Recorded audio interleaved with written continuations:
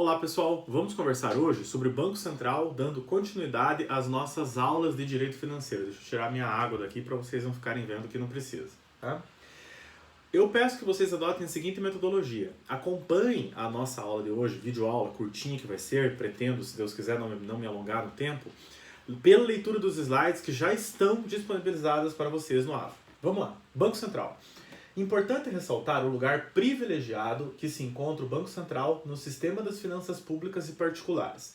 O artigo 164 da Constituição de 88 lhe outorgou uma das funções mais técnicas do governo, que é controlar a política da moeda e do crédito e mais nenhuma outra. Em primeiro lugar, nós precisamos pensar que o Banco Central é o banco responsável pelas contas do governo que são unificadas. Hoje eu vou falar de um princípio do direito financeiro também, que é um princípio que a gente estuda lá no nono período, mas eu vou falar de volta dele aqui para vocês, porque é necessário retomar a sua percepção, que é o princípio da unidade de caixa ou da unidade de tesouraria. Por quê? Porque o Banco Central, ele é, veja que interessante que eu vou dizer aqui, tá? Ele é central, ele vai centralizar as contas do governo para que seja mais fácil depurar as receitas e as despesas, controlando os gastos governamentais até para fins de responsabilidade fiscal. Então é crucial iniciarmos a leitura do artigo 164. A competência da União para emitir moeda será exercida exclusivamente pelo Banco Central. Nossa, olha a potência desse artigo. De novo, a competência da União para emitir moeda será exercida exclusivamente pelo Banco Central. O parágrafo que vem agora, os parágrafos, primeiro, segundo e terceiro, nós vamos ler, e a aula hoje vai ser só sobre esses três parágrafos, para vocês entenderem a dimensão que o Banco Central ocupa nas contas do governo. Parágrafo primeiro. Vão lendo junto. É vedado ao Banco Central conceder, direta ou indiretamente, empréstimos ao Tesouro Nacional e a qualquer órgão ou entidade que não seja instituição financeira. Olha o tamanho da vedação. Né? Parágrafo 2º. O Banco Central poderá comprar e vender títulos de emissão do Tesouro Nacional. O Tesouro Nacional compra, né? E vende também. Com o objetivo de regular a oferta da moeda ou a taxa de juros. São tantas informações que vocês provavelmente nunca podem ter ouvido falar, tá? Mas o que eu vou dizer para vocês aqui? Calma. Nós somos advogados, juristas, vocês vão ser juízes, promotores, né? O nosso foco em matéria do Banco Central não precisa ser contábil. Se você sabe muito que bem, ótimo. Você não tem que ter um foco, um olhar de economista sobre o Banco Central. Porque se você quiser fazer isso, você vai se dar mal. Existe uma ciência para isso, né? A economia está aí para isso, a contabilidade está aí para isso, então não é o nosso caso. Nós vamos focar na questão jurídica, então não se assustem com a leitura desses artigos que nós estamos fazendo. Eu vou esmiuçar eles aqui, junto com vocês, mas lembrando que nossa preocupação, nosso foco é jurídico e não contábil, tampouco econômico. O parágrafo 3º, mais importante de todos. As disponibilidades de caixa da União que sobra das contas serão depositadas no Banco Central, ponto, acabou. Agora, ó, a segunda parte.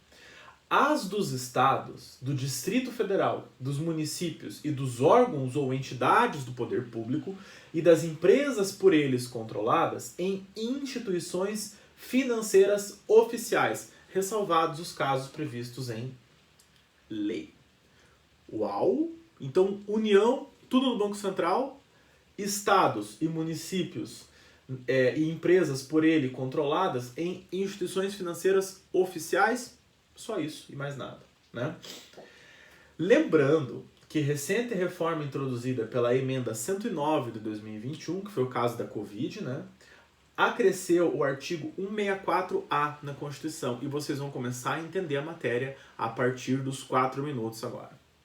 A União, os estados, o distrito e os municípios devem conduzir suas políticas fiscais de forma a manter a dívida pública em níveis sustentáveis, na forma da lei complementar referida no inciso 8º do caput do 163 desta Constituição. Né? Tem que ter sustentabilidade para manter Bolsa Família, tem que ter sustentabilidade para manter auxílio emergencial. Isso significa o quê? Isso significa não furar teto, não gerar inflação, não aumentar desemprego. Olha o tamanho da restrição. Tá? Parágrafo único. A elaboração e a execução de planos e orçamentos devem refletir a compatibilidade dos indicadores fiscais com a, de novo, sustentabilidade da dívida. Olha o Banco Central sendo, vai ficar estranho que eu vou falar agora, né? Figura central na sustentabilidade das contas do governo. Então, ele só aumenta a sua importância. A maioria dos bancos centrais do mundo tem essa autonomia e essa independência, mas depende do parlamento a formulação da política monetária, de modo a solucionar eventuais embates entre executivo e o Banco Central. Permanecemos, né, nas mãos do político.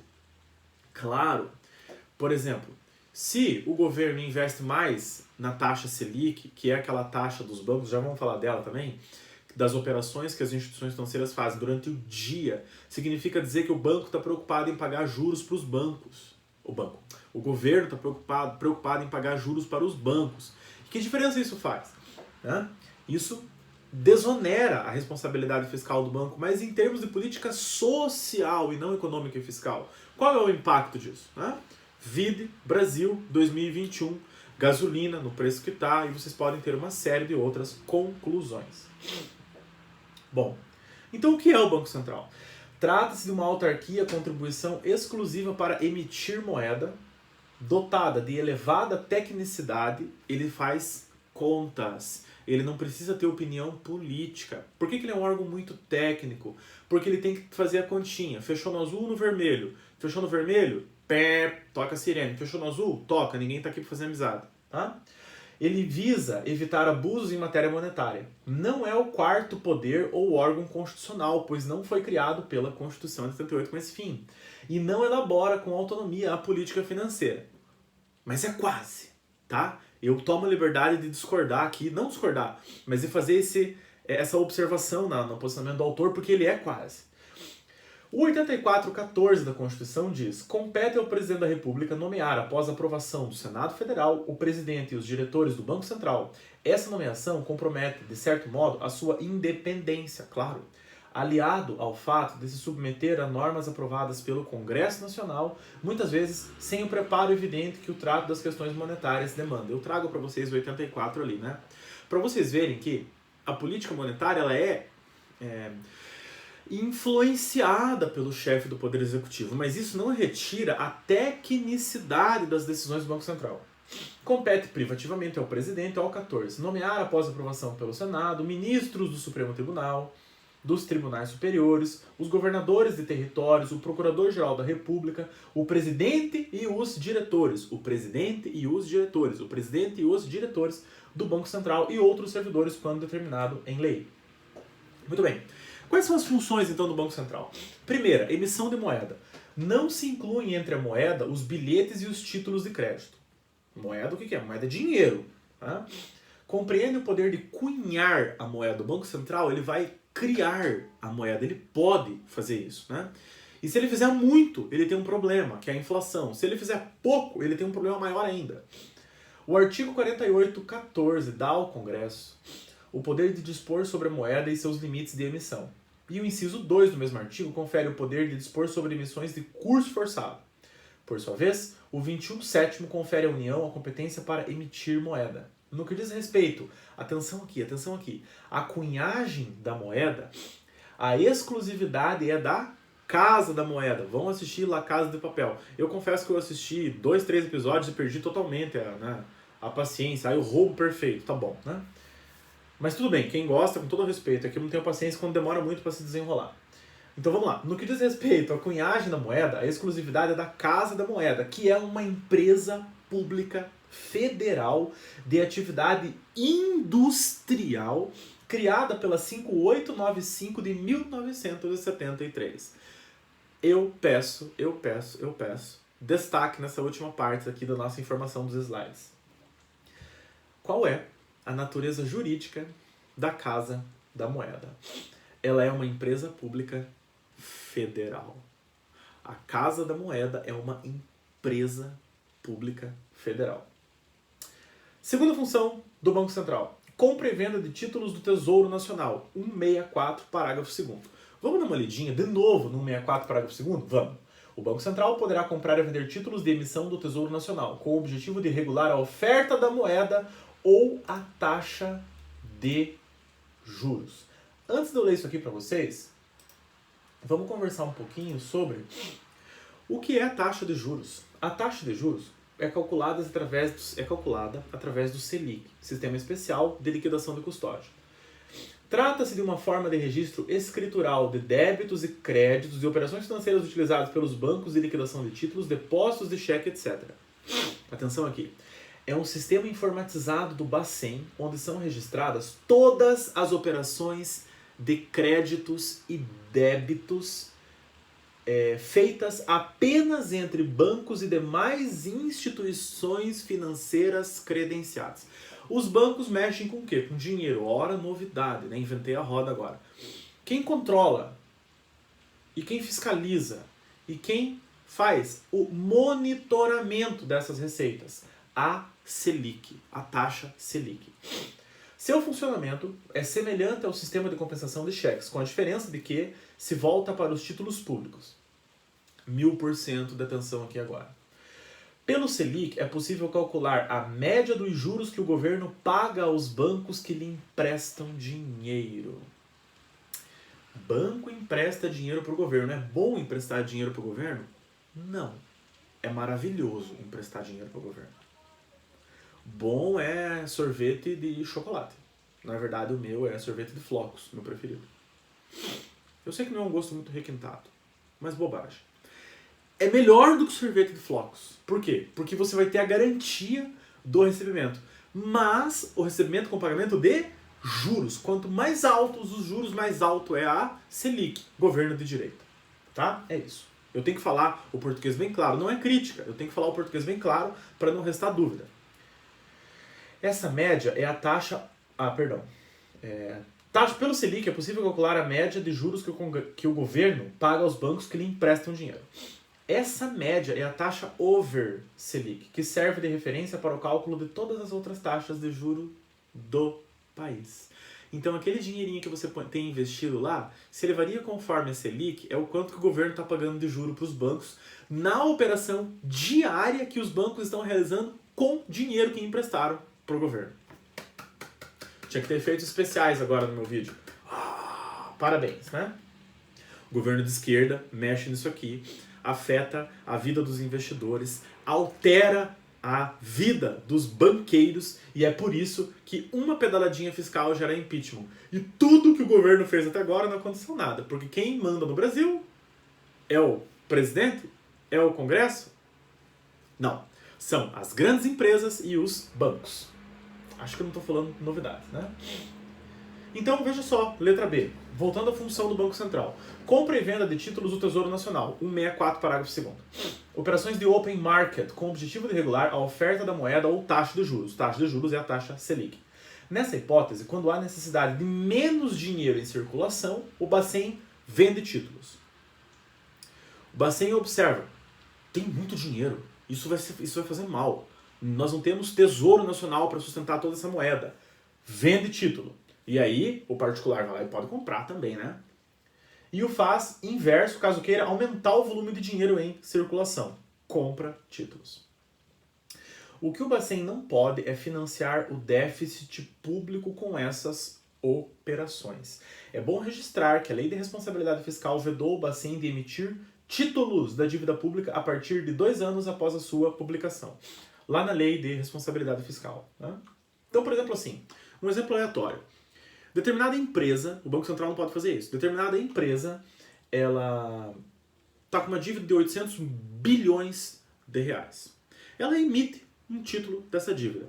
Quando ele emite um título, eu, Carlos, pessoa física, posso comprar agora, hoje em dia? Hoje em dia posso. Eu vou lá e compro, vamos imaginar um exemplo aqui, né? R$1.000 daquela dívida. Qual a vantagem disso? É a vantagem que desses 800 bilhões de reais, que é a dívida, geralmente é do agronegócio, é um caso real, tá? Daquele biscoito Piraquê. Teve uma emissão aí que todo mundo saiu comprando, né? Em 2 horas, ela liquidou a dívida dela. Para vocês verem como o dinheiro está circulando no Brasil. Estamos num governo, aparentemente, de direita, tá? Até eu comprei, por isso que eu tô falando. Então, eu comprei, um exemplo, R$1.000. Fui lá e comprei R$1.000. Passados 2 anos, qual é a minha vantagem com isso? Se eu dou R$1.000 para essa para esse CRA, que é um certificado de recebível do agronegócio, significa dizer que eu vou ser remunerado numa taxa de juros muito superior a eu ter pego esse dinheiro, por conta da Selic, da variação da Selic, e ter colocado no Banco do Brasil, na poupança, na Caixa Econômica Federal na poupança. Por quê? Porque a variação da poupança não acompanha a variação da Selic. Ela não está, quando eu digo não acompanha, acompanha, né? Ela não está no mesmo patamar. Ué, mas então, vale mais a pena investir dinheiro do que colocar dinheiro na poupança? De novo, segundo aplauso. É que não é popular entre os brasileiros fazer investimento de dinheiro. Mas vale a pena investir sim. Vai ter uma restrição, você não pode mexer no dinheiro, mas o que acontece? Você empresta dinheiro através de um certificado de recebíveis do agronegócio, que é um título de emissão de dívida, para essa sociedade empresária, que é a Biscoito Piraquê, a agronegócio, né? E essa em sociedade devolve para você com juros. Eu falei em banco aqui, banco privado? Não tem banco privado. Não foi intermediado por nenhum banco privado. Então, não há recebimento de valores para o Banco do Brasil, para a Caixa Econômica Federal, para o Banco Itaú, né? Ele é direto pro investidor, pro Carlos. Ora, que bom, né? Pois é, que bom. Pena que não é tão fácil entender esse tipo de mecanismo, né? O Banco Central pode fazer isso? Não. Ele não pode emitir títulos de dívida pública a partir de 2 anos após a sua publicação. 34 da Lei de Responsabilidade Fiscal. Eu peço que vocês deem uma lida depois nesse aspecto. Letra C. Isso é interessantíssimo. Depósitos dos poderes públicos. 164, parágrafo 3º. Então vamos voltar de volta, vamos ler de novo 164, parágrafo 3º. As disponibilidades de caixa da União serão depositadas no Banco Central e dos estados e distritos dos municípios e dos órgãos ou entidades do poder público e das empresas por ele controlados em instituições financeiras oficiais. Registra aí. Registra aí. Pergunta. Servidor público e salário para pagar servidor público é caixa dos estados e do município? Ou esse dinheiro já tem destinação específica e ele não pode ser depositado numa instituição privada? Na ADI 3578, Sepúlveda pertence, ministro, o STF decidiu que, em relação às disponibilidades de caixa dos estados membros, dos órgãos ou entidades que os integram e das empresas por ela controladas, cabe unicamente à União, mediante lei nacional, definir as exceções autorizadas pelo parágrafo 3º deste 164. No ponto, o Estado-membro não dispõe de competência normativa para, por ato próprio, estabelecer as ressalvas de depósito em instituições oficiais. Bom, vamos falar então agora do princípio da unidade da tesouraria. Meu Deus, 17 minutos, é horrível esse negócio. Online já a gravação é pior que remoto. Nossa, não vai dar tempo. Vou ter que acelerar, tá? Depois a gente pode retomar, mas vamos lá. As contas do governo em unidade da tesouraria, slide 8. Para que possamos compreender, eu coloquei ali, o funcionamento do parágrafo 3º, precisamos conhecer esse princípio. As contas do governo federal são depositadas no Banco do Brasil, junto ao Banco Central, em conta única, a fim de permitir o melhor confrontamento de receitas e despesas, apurando o equilíbrio das contas. Plano teórico, plano normativo, plano constitucional. Na prática, é diferente, tá? Mas tem que saber isso aqui, para fazer uma prova. Trata-se da previsão do parágrafo 3º do 164. Isso ocorre após um movimento de forte privatização dos bancos estatais que já foram muitas vezes usados como opção política. Lembra do Banestado? Lembra daquele outro, o Banerj, o Banespa, né? Foram privatizados por quê? Porque não põe mais dinheiro do servidor público lá. Põe no Banco do Brasil. Põe na instituição privada. Mas cadê a instituição privada? Não temos. Ah, é? Não temos? Licitação. Vamos vender os bancos do Brasil. Vamos vender os bancos estaduais. Por quê? Porque tem muita corrupção política envolvendo esses bancos na época. E isso não é mentira, né? Agora veja só. Tem muita corrupção, é verdade. Mas não tinha servidor público ali também? Foram parar onde? É interessante o Brasil, né? Às vezes você faz uma reforma na tentativa de solucionar um problema e cria outro. Deixa eu ler rapidamente para vocês aqui. Ó. No passado recente, antes do incentivo à privatização surgida com o PND, era comum cada estado ser proprietário de um banco. Paraná era proprietário do Banestado, que gerenciava a sua conta. Tudo em observância ao parágrafo 3º do 164. Uma vez que as disponibilidades de caixa dos estados e municípios acabavam sempre sendo depositadas em instituições financeiras oficiais, até porque esses bancos estavam presentes em municípios cuja relação custo-benefício era pouco atrativa para bancos estritamente privados. Quando não é atrativo para iniciativa privada, quem faz? O Estado. né? Agora, por que fica atrativo para a iniciativa privada? Por quê? Por quê? Ocorre que com o PND na década de 1990, frequentemente nos setores de telecomunicações, energia e siderurgia, a União acabou por criar um modelo de engenharia financeira para as privatizações que envolveu os estados no programa, estimulando-os a privatizarem inclusive seus bancos, né? Estes muitas vezes eram deficitários e utilizados com fins políticos. Com apoio federal, ao trocar diversos títulos bancários por outros do Tesouro Nacional, os bancos públicos foram vendidos para a iniciativa privada, destacando-se aí a venda da Banespa e do Banerj. Claro que eu coloquei ali, né? Como estamos falando de Brasil, diversas licitações vultuosas foram engendradas a fim de viabilizar a existência de instituições financeiras que fariam a operação com esses valores, né? Que maravilha. E aí, por conta dessas privatizações que ficaram bastante questionadas, questionou-se a constitucionalidade do parágrafo 3º do 64, quando o dinheiro era depositado não mais num banco do Estado, mas num banco da iniciativa privada.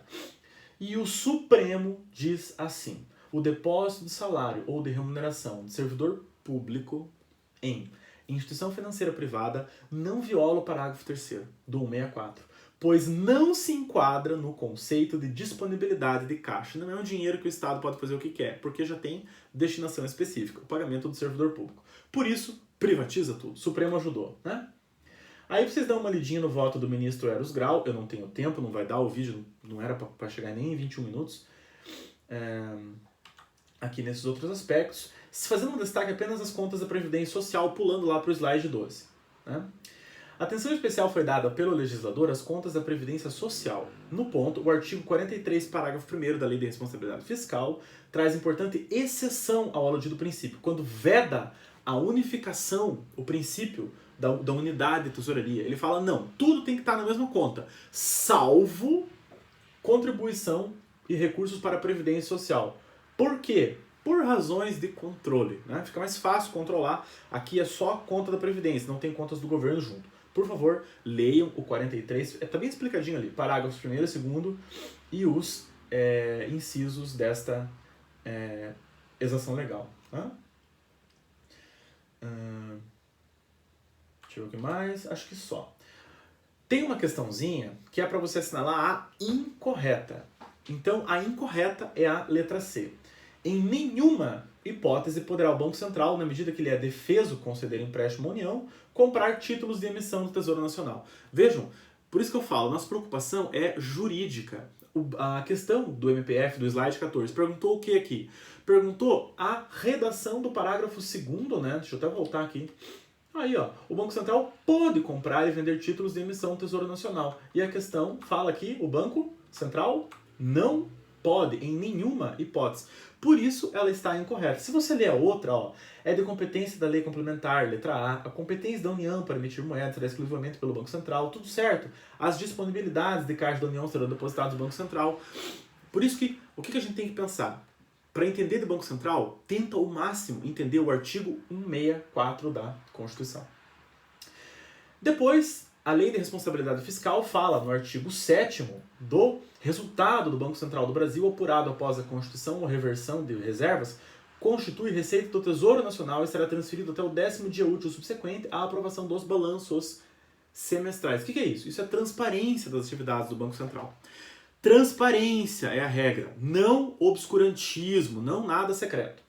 Parágrafo 3º. Os balanços trimestrais do Banco Central conterão notas explicativas sobre os custos da remuneração das disponibilidades do Tesouro Nacional e da manutenção das reservas cambiais e a rentabilidade de sua carteira de títulos, destacando os de emissão da União. De novo, questão sobre o tema, veja lá. Direto do concurso, essa juiz federal, acho que segunda região, não lembro agora, saiu errado a impressão ali, do ano de 2017. À luz da Lei Complementar 101, Lei de Responsabilidade Fiscal, opte pela correta. A nossa correta é a letra D. De novo, ó, o Banco Central está impedido de comprar diretamente títulos emitidos pela União, salvo para refinanciar a dívida mobiliária federal que estiver vencendo na sua carteira. Todas as outras estão incorretas porque violam o texto constitucional. Então, o que você tem que saber desse tema? Tem que saber texto constitucional. Claro que eu dei um apanhado bem genérico aqui, né? Então, Banco Central, onde ficam as contas do governo, como não há mais o Banco dos Estados, ficam então as contas do Distrito Federal, dos Estados-membros e dos municípios em instituições privadas, que vão ser fiscalizadas de forma rigorosa pela Lei de Responsabilidade Fiscal, lembrando a exceção das contribuições previdenciárias e do regime jurídico de pagamento de servidor público. Como não é contas à disposição, não precisa mais, tem destinação específica, ficar em órgão oficial do governo, Banco do Brasil, por exemplo. Era isso, nossa, 25 minutos. Podemos conversar mais a respeito desse tema, mas as informações principais sobre o Banco Central já foram passadas. Muito obrigado.